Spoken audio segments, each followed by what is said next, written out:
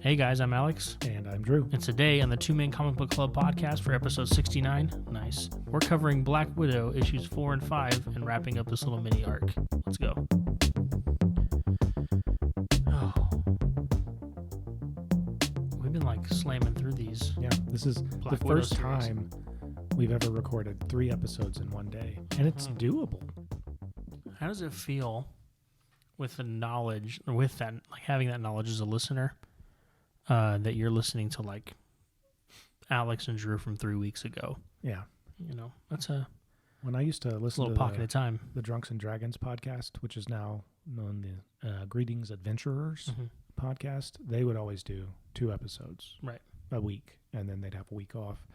And I think whenever I initially learned that, I was just like, oh. And it made me feel something. I'm not sure what it made me feel. If I was like, well, that's cool. You're being efficient with your time. If I was upset, I don't remember. It is the smart thing to do when you're, I mean, these podcasts are a lot of work and you're taking on a brunt of that work right now. But just being able to, if something comes up and you're a few ahead, it's not a big deal if you just skip a week, you know, if there's already a couple in the bucket. And this has saved me 2 trips to Siloam. Right. So Yeah. Which is not insignificant for sure. Especially since I had to drive my truck today. Holly was doing school stuff, and I was like, I'm driving to Siloam. Can I take your car? And she was like, nah, I'm going to drive it. I don't want to drive your truck. So. Get wrecked. Hopefully not. Yeah. Well, we're going to get on with issue 4 and 5, but first, we would love it if you would subscribe to us on our YouTube channel. If you are watching this, share this with a friend. Links in the description of where you can find all the special things that you need to click on. Just help us share and make this podcast awesome. We're getting like steam. I think we're like, I don't know, about to cross 5,000 downloads or something like that. We're right on By the time you're listening to this, maybe we have, maybe we haven't. I don't know. 'Tis possible. But we just want to keep growing this thing. Help us out. Reach out on our social media accounts. Drew, where can we find those? At 2Man Comic Book with the number 2 on Twitter, 2Man Comic Book Club with the number 2 on Instagram and Facebook. Give us a call and ask us a question, or tell us what you think about this Black Widow series. Give us a call, 66 2Man Fan 8. That's the 2Man Comic Book Club hotline. Or reach out to us on Discord. I can't just give you a link to that because I don't know what it would be, but there should be a link down there. If you're watching the video, that means something. If you're listening on the podcast, check the show notes. You'll find it. Anyway, help us grow this thing and be part of the 2-Man Club. Maybe by this time we have a Patreon, which would be at patreon.com/2Man Comic Book Club. Yeah. But I don't know if it's out yet. Yeah. Well, there'll be a link down Not below sure if it's there live. is, for sure. Drew, what you been reading yet? Well, in the last couple days, I read like 20 or 25 Brian Michael Bendis, he made them, but the Miles Morales Spider-Man books. I went to on Marvel Unlimited. It was like, check this one out. So I read like 5 or 6 books on that, and I was like, hey, this is good. But it led right into Civil War II. Right. And I was like, if I go into that, I need to be ready for it. And I just want a short read. So I jumped back. I think that was like a 2014, 2016, somewhere in there. It was a little past, yes. It was after Secret Wars. I've read Civil War II. Okay. And it's pretty wild. I don't know if it's quite as big of a deal as Civil War I was, just because of what came before. Yeah. But there are some heavy things that happened in that run, that series. After I stopped, I wanted to find something else. So I went back and to read the first 4 or 5 books of Miles Morales as Spider-Man's first ongoing series, which was Ultimate Comics Spider-Man from 2011, I think. Yeah. And I wanted to just read the first 5 or 6 and see if that would work as a mini series for this story, for this podcast, and it will at some point, hopefully. And then I just kept reading, and read up to like number 15, and I was like, they're good. and that's when I was like, oh wait, maybe we should cover Black Widow since the movie just came out or is coming out. But it's good. A lot of similarities, a lot of similarities to Spider-Verse. But I loved it. I laughed at the comic. There was some stuff that happened in it. We can get into it later, but yeah, it was good. I'm excited to eventually cover that. If you're not a fan of the Miles Morales Spider-Man, it's probably because you haven't given it a chance. It's awesome. It's a good story. I dig it. So yeah, what about you? What you been reading, yo? I didn't get quite as far on this one, but I just wanted to like take a second to point out like I'm at issue 9 of this Iron Man run that Christopher Cantwell, Cafu, and Armada are covering, and it's really solid. So like, I think this would be a good one if you're looking for a decent stepping on point for like a very recent Iron Man book, like it's still going on. Iron Man's like he just came back from the dead, and he's like, what? Yeah, completely questioning everything about his life. So he's doing like a hard reboot. He's resetting. He's going back to the basics. Less tech in the suit, slim down, do some stuff. But he's still struggling. Like he kind of keeps doing everything through this lens of selfishness still. Like he's still trying to figure out life. But anyway, really cool that we're seeing Hellcat in this one, which has some cool history in Marvel Comics that I think we'll dive into in another episode one day. But Hellcat's kind of like a B character in this. Is there also a Black Cat? Are those two different characters? Yes, those are two different characters. Because Black Cat, I think, is who it was in one of the Spider-Mans. Once I was reading, I was curious. Okay. Pretty iconic Spider-Man character. Just to like give you a little snippet, Korvac is a major Avengers level villain who's been around, and he's back in this, and he's more powerful than ever. He's kind of like merged with an android that's like hyped up his powers, and he is trying to go to Ta-2, T-A-A, the number 2, which is, if you really know your history, Galactus' ship, to take down Galactus and gain his power so he can really just like have this ultimate goal of like, there's no war because nobody can do anything. Essentially, he's making you a version of the Matrix battery pods. That's what he's trying to do. So, how is Iron Man, who's trimmed away a lot of this tech and a lot of this stuff and is battling some demons after coming back from death, going to handle that? So, the art is really good, like really, really good. Some of my favorite art maybe I've seen in a long time. It fits my style for what I look for in comic book art. But been reading a lot of that one, still checking out all the Black Hammer series from Jeff Lemire and team, and of course these Black Widow books. But otherwise, excited to get my new comic books in. Nice. I think that's it. Cool. We're going to jump into Black Widow with Drew starting this off. I'm just going to give credits real quick. Kelly Thompson is the writer. Elena Casagrande is the artist for the present day stuff. Jordie Bellaire is the color artist for the present day.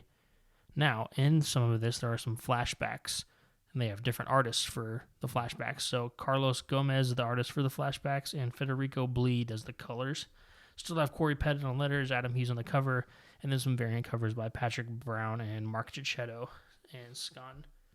And Drew, why don't you take us off in the beginning of issue number 4?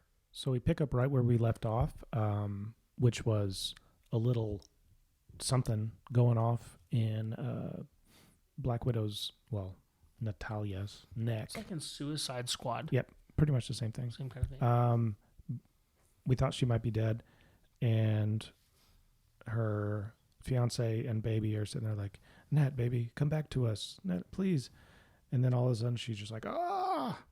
And the monologue starts going, and she's like, there's a perfect clarity, and her eyes fly open, and they have this weird symbol. Oh, it's the like a silhouette of her kid, or her kid and husband. her baby and fiance.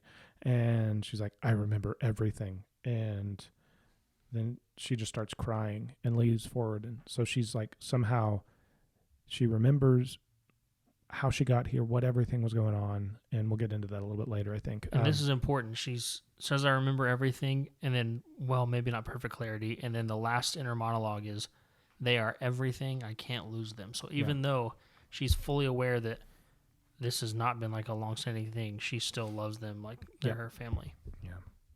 And then we jump back to Arcade's control room with the villains, and they see that she's alive. She's like, that's impossible. It should have killed her, overloaded her brain. She should be a vegetable right now. And basically they go into emergency mode, like Viper's saying, my team's going to get in there and we're going to take care of this. And everybody's just excited because they're like, well, okay, I guess everything's moving forward. We're going to go try to kill her now. Right. She knows everything. We got to take her out now. Or else it's going to be too late. And then we're back in the bedroom and they're hugging. And she's like, James, I'll explain everything, but we're still in danger. And basically, she goes into like hyper aware mode and she hears things. Are those Hydra agents? Yes. Okay. I also think where she like says like, I need you to just trust me and do literally everything I say. Yeah, she's back to the Black Widow mode now. And he's just like, all right. And she just starts whipping up on these guys all over the house. She's like, stay in here. Do not come out until I call for you. And she's like jumping over the banister, shooting people. The no-look shooting. Yeah. It's some pretty cool action scenes here. Apparently they have a pool table. I'm jealous about that. Yeah. We need a 2-man pool table. Join our Patreon. And then she just keeps taking these guys out. And then Hydra agent comes into the bedroom and a silhouette of somebody comes up and we see it's Helen. Helen was the name of her as the babysitter. Right. She's actually Yelena. And she's fighting. And then by that time, Natalia, whatever you want to call her, she's made her way back and they basically talk and they're just running out. And then we're basically in a flop house. It's just a safe house. Yeah, safe house. Natasha had. That's a better word than a flop house. Yeah. The goal was get them safe. Get them to safety. Like Yelena and Natasha can obviously handle themselves, but the other two are not so much. So they're in this safe house. Again, she's kind of like holding off of having time to actually explain to her husband like what exactly is going on. And basically she's like, I need you to stay here. And she starts telling him the story of, what her name is, who she is, like what her job is, where she was, how she got here, the tranquilizers in the neck falling out of the building, Madam Hydra and her goons catching her and like having to sedate her even more because the darts that hit her wasn't enough for long term. Them doing like... I wonder if that's due to her not bulletproof. What did you call it? Superhuman durability. Yeah, I would say that would probably be more white blood cells to knock out. Yeah, like it just doesn't work as well on her. So then it shows her and James in a lab and even shows like a baby being grown out of their DNA in this giant test tube back there. So it shows the whole thing like actually happening as it's been planned. And then basically just alludes to, they planted these memories on both of them to make them think that, sure, we have this whole history and this whole life together, and it just shows them with their kid out in the yard playing like nothing's wrong. And then there's this cool splash page with all of these villains who might be behind this, because she doesn't know quite yet who it is. It said like we saw that the Hydra people came in and got her. Was she aware of that? I thought she was like, she wasn't quite sure. She wasn't. But that was just dramatic irony. We know she doesn't. So that everybody who's we asking didn't see questions, beyond the fall, so we got to see a little bit behind the scenes there. At one point, Yelena's like kind of nods, or Natasha says to Yelena, I need you to call, and Yelena interrupts her and is like, don't worry, I've already called them, and we don't know who they're talking about. So she explains more, like all these things, just saying that this is going to be really hard, but essentially to keep you safe, we have to end this right now. You have to take Stevie and go. We can't be together. There's a ton of dialogue here that adds a lot of weight to this emotion. I'm not going to read it all. You should absolutely take the time to read it, though. Just the weight of you think you've been madly in love and have this perfectly awesome life, and then suddenly, And those feelings are real to you. right? It's not just like, oh, well, this is fake. I'm cool with that. Like, you can't unfeel that. Yeah, and there's some cool art choices too, like blacking out the full characters except for just the hair, just to just show the weight and the depth of what's actually happening. But anyway, Natasha has a job, has to like go take care of the people that have done this thing, and then we look up and Hawkeye and the Winter Soldier are up here to help Natasha and Yelena actually get this job done. Yeah. So, And they just they formulate a plan. We don't really get to see the plan other than just them just saying put it into action. And Natasha goes to kind of just, it's been a long day. Everybody's tired. So she goes to say goodnight to Stevie and James.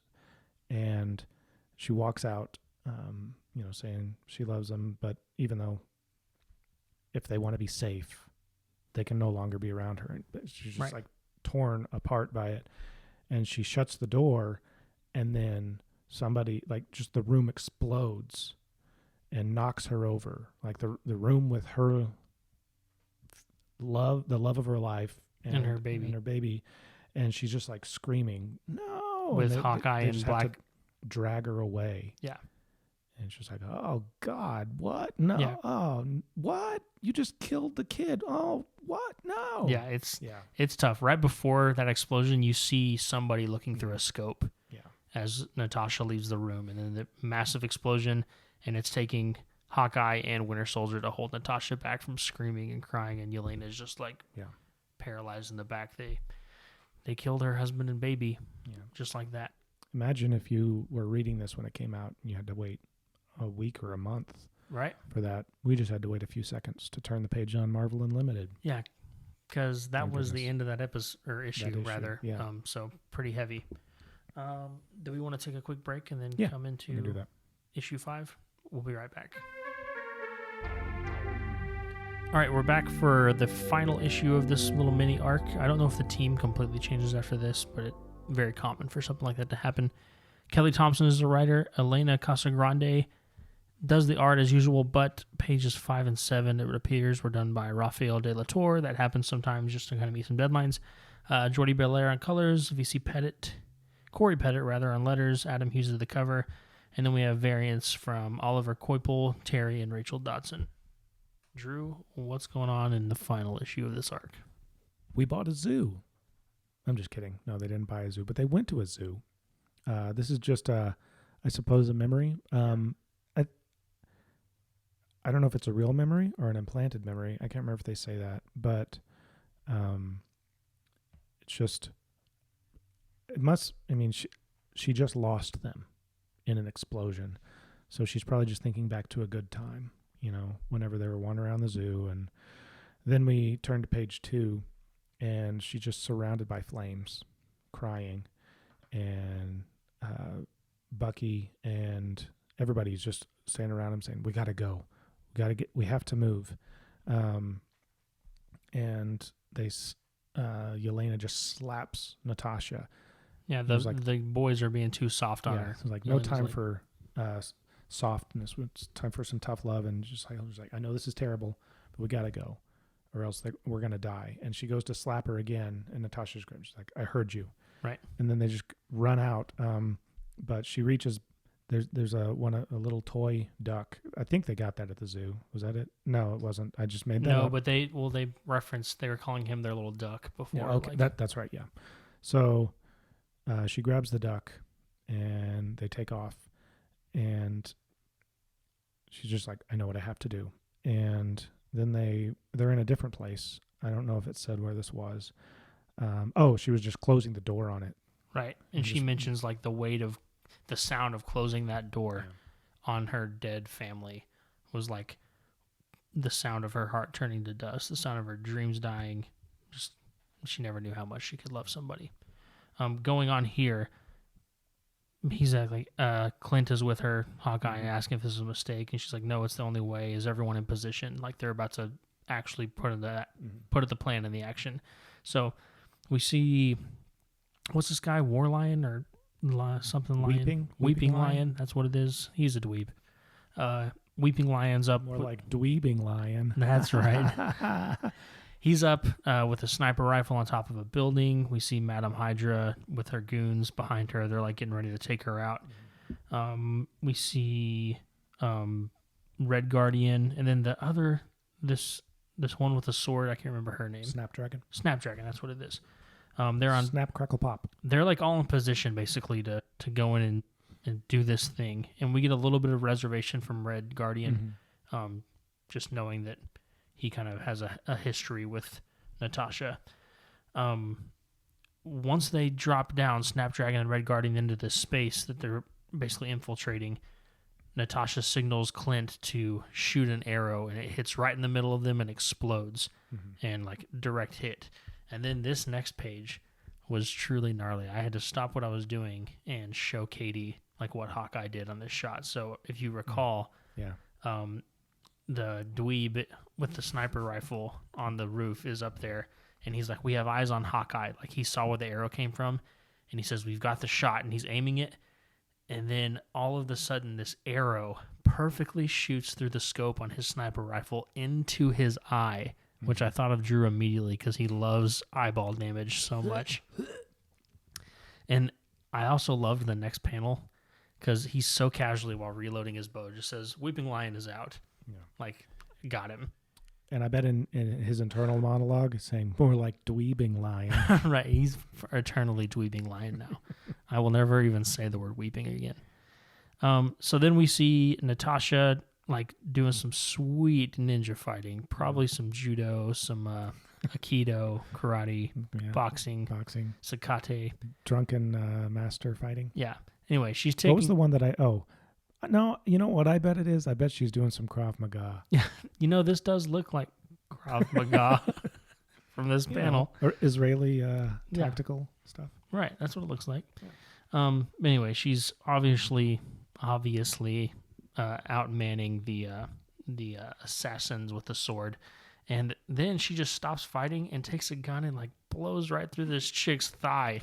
Yeah, I like and that. It just shows it kind of. You should have brought a gun. Yeah. I'm just like, I always think that, granted, there's honor for fighting with swords, but like whenever I'm watching Daredevil or Iron Fist or whatever like that, and they are literally just fighting with swords in the 21st century, I'm always just like, well, I mean, they bring that up sometimes. Like sometimes you pull out a gun and you just get it knocked out of your hand or whatever. But I'm always like, these people could finish the bad guys. Mm-hmm.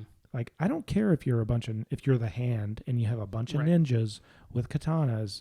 You just need to have all that happening while you got a guy with a gun. If you clipping them off 200 yards away, or well, that might be crazy. Right. How about 30 feet away? Right.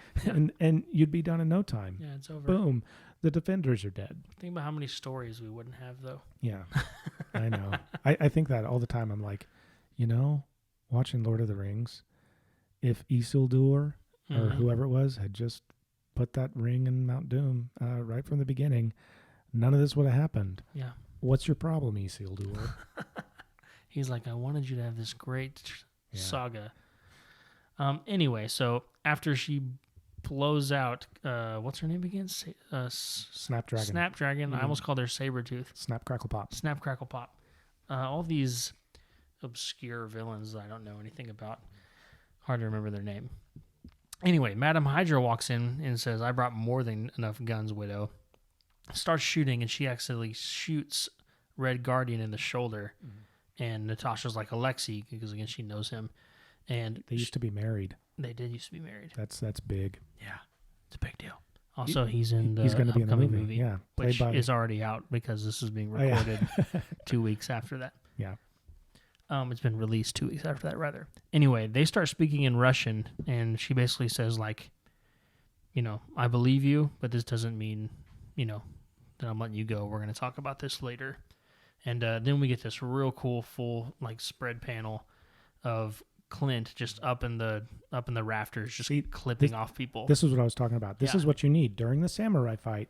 You need a guy in the rafters with a gun, or I suppose a bow and arrow would work if he's good. Yeah, And then, like, the final part of this plan, now that they have everybody down in the bottom of this warehouse they're at, Yelena and Natasha shoot up to the top where Clint is, and as soon as Natasha gets up there, she goes, "Do it," and Clint just clips one down. Awesome. We missed a thwip. I would have liked something to let go here, and just massive explosion. We did get a foot. That was whenever they were shooting their grappling hook. Yeah, so we got. Remember whenever we had conversations of our favorite things? Onomatopoeias. Yeah, I like foot. Foot is good. It makes me FWOOT. We're okay on time. I'm gonna go on a tangent. It reminds me of one of my new favorite bands. Who is it? The Shags. That's with 2 G's. Yeah. So there was a dad. This was back in the 60s or 70s. He went to a fortune teller, and the fortune teller told him that his daughters were going to go on to be one of the world's most famous bands. Mm-hmm. They were never musicians before that. So he got them like a couple of lessons on guitar, bass, and drums. And then he booked them some studio time. And, they'd been playing their instrument for a couple days, maybe a couple months. And they recorded an album that they all wrote. They wrote and recorded, and there was no sense of time between the 3 of them. I have one on my running playlist because I can't help but laugh when it comes on. It's called My Pal Foot. It's sad because it's about a dog that runs away. It's like, my pal Foot, he runs away, and maybe they just are saying that he has such a soft release that it doesn't even make I'll allow it a sound. Anyway, they all swing off to another building to safety, and Clint and Natasha have a moment, and he kind of alludes to he's trying not to be selfish for some of his own thoughts of what this all means, but he is aware that she just went through some pretty traumatic loss, and she just says, "I need to be alone right now," and goes back to her safe house. Can I butt in? Yeah. Earlier during the fight, when 2 of them, I think it was whenever Red Guardian and Snap Crackle Pop were dropping in, they made a comment like, "Where is," or maybe once the fight had started, they were like, "Where is the Winter Soldier?" Right. They said they don't have eyes on him. That's and they were like, "Crap, we're already dead." Like, one of them actually made that comment. Well, yeah. Let's dissect that. Imagine just your mindset. If you're a villain, you already are just scared of Black Widow by herself. With her is Hawkeye, an Avenger, and Yelena, who has the same background as Natasha. And all you know is that somewhere where you can't see is the Winter Soldier. Yeah. And he's not on your team. Yep.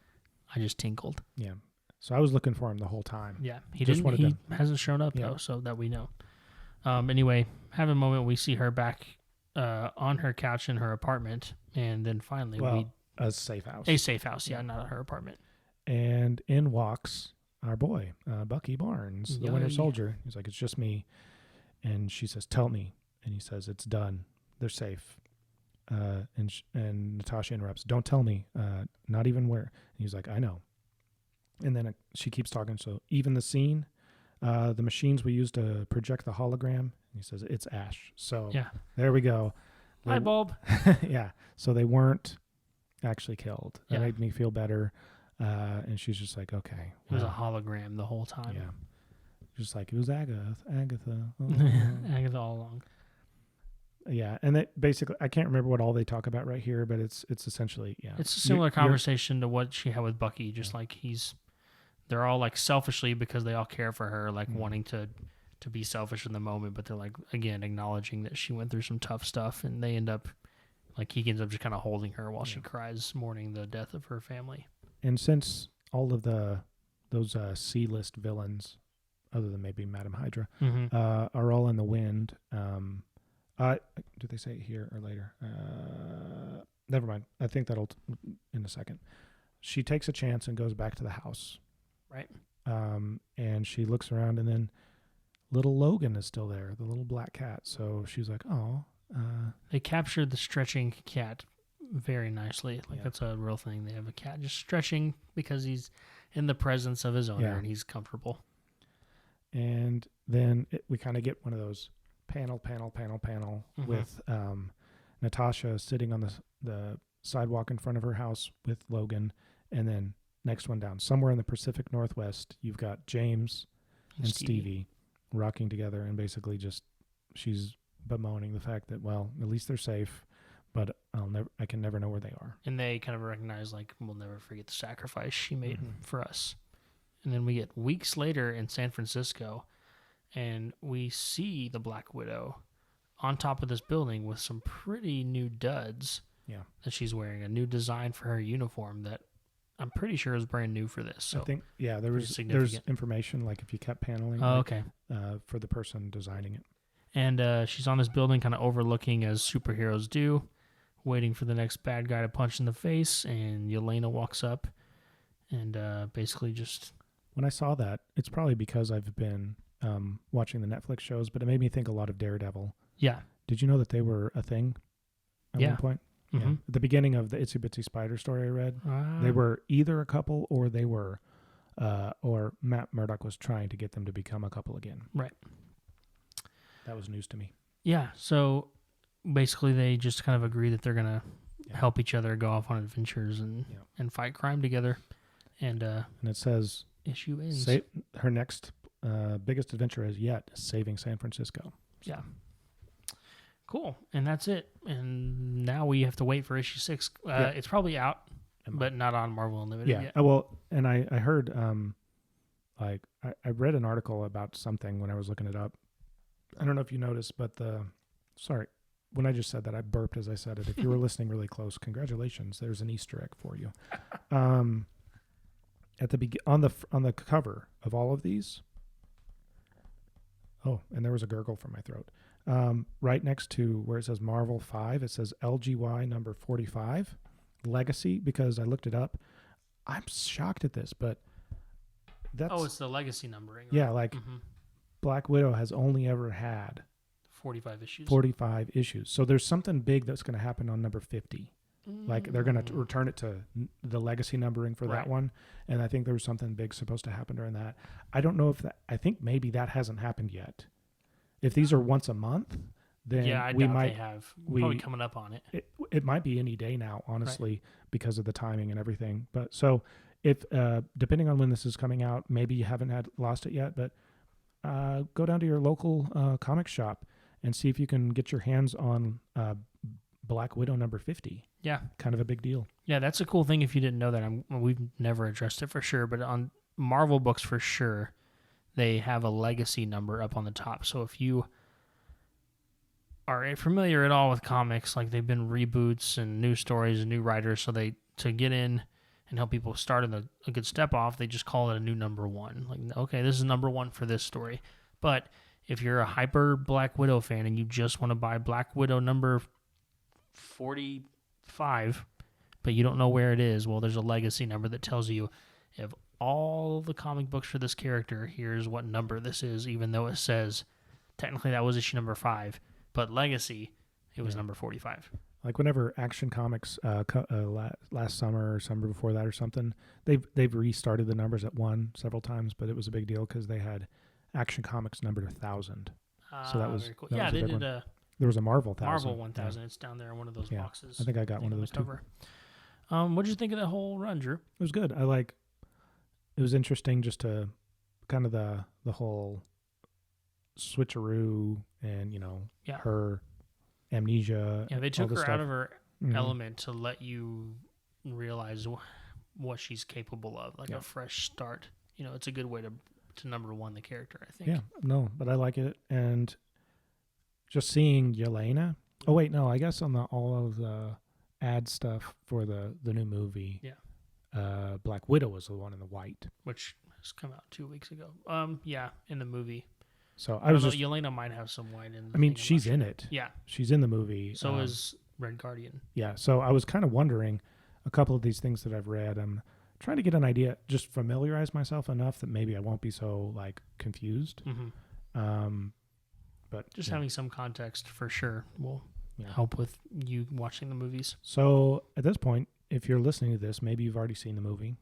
Possible. Be curious if it borrowed any ideas at all from any of this, or Yeah. Or at least, I mean, we know it's got some characters. Probably not, because this is supposed to be a prequel, right? The Black Widow is supposed to be a prequel. Yes. So who knows? Yeah, we'll see. We will have watched it by then. There's Yes. a few days till it comes out now. Cool. Well, I think we'll take a quick break and then we'll do some trivia. Last round for the win. I'm currently winning. I have 2 points. He has 1.5. Yeah. And I have a feeling You remember that. I'm not going to overcome this, guys. We'll be right back. And we're back with the trivia, and let's do another thing of that. And we're back with two-man trivia, where our questions are faster than Hawkeye turned dweebing, what's his name? Dweebing Lion. Dweebing Lion into Cyclops with that arrow right through his scope. Hey-oh. That was seriously, I think, maybe my favorite just action part of the whole run that we did. Okay. Disclaimer.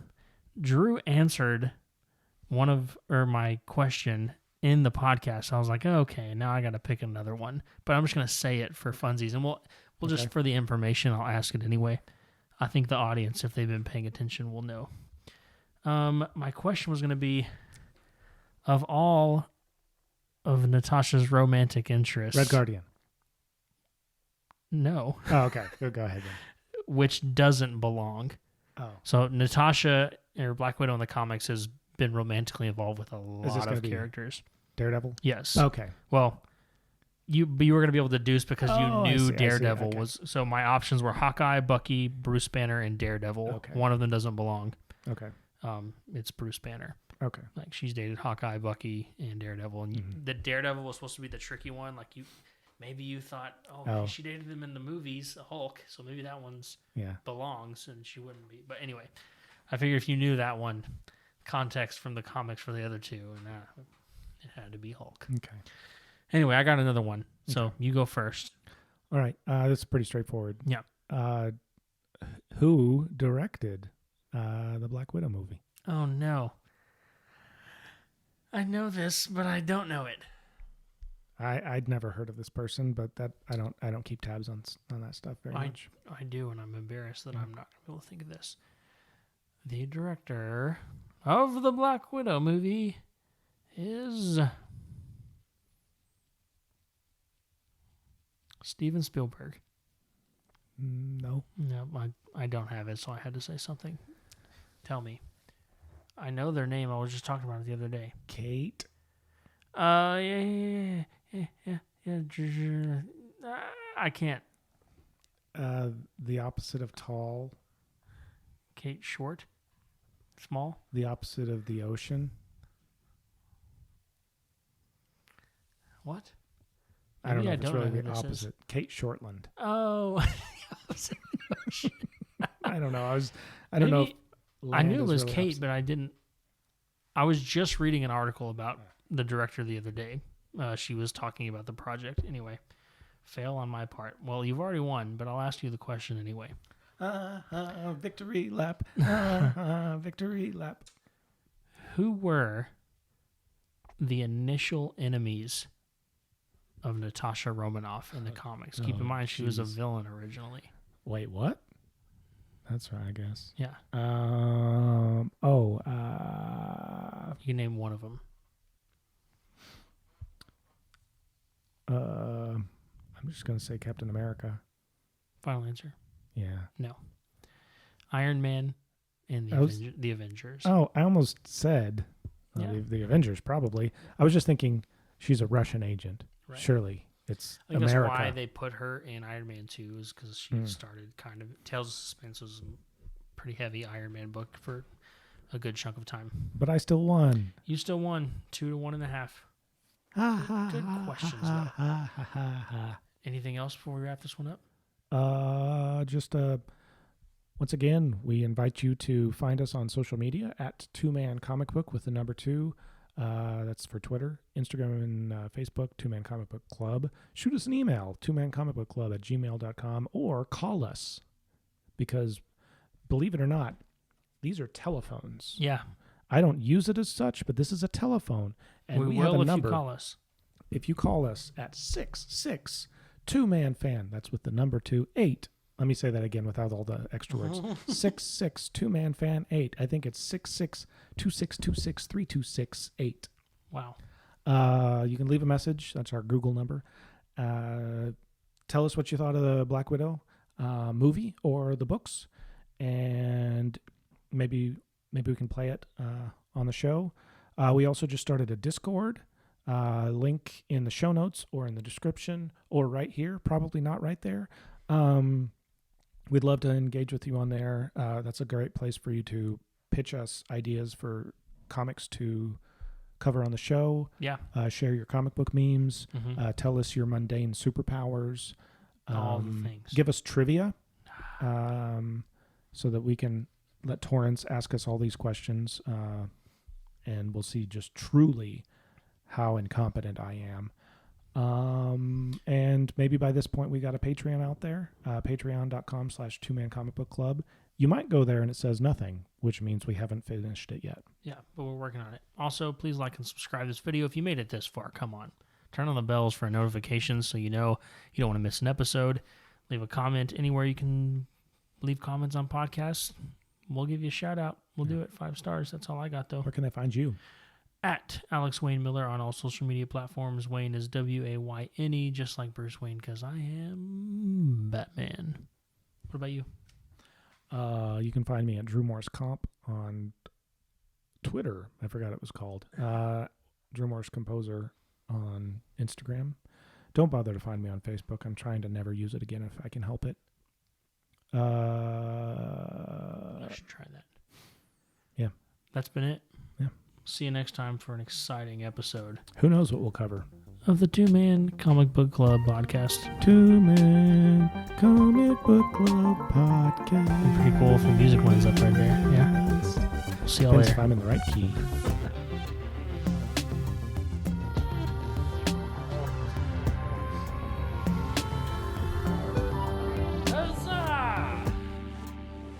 The 2-Man Comic Book Club podcast is hosted by Alex Miller and Drew Morris. Our graphic and logo work is done by Tessa Price, and our original compositions and theme music were composed by Drew Morris.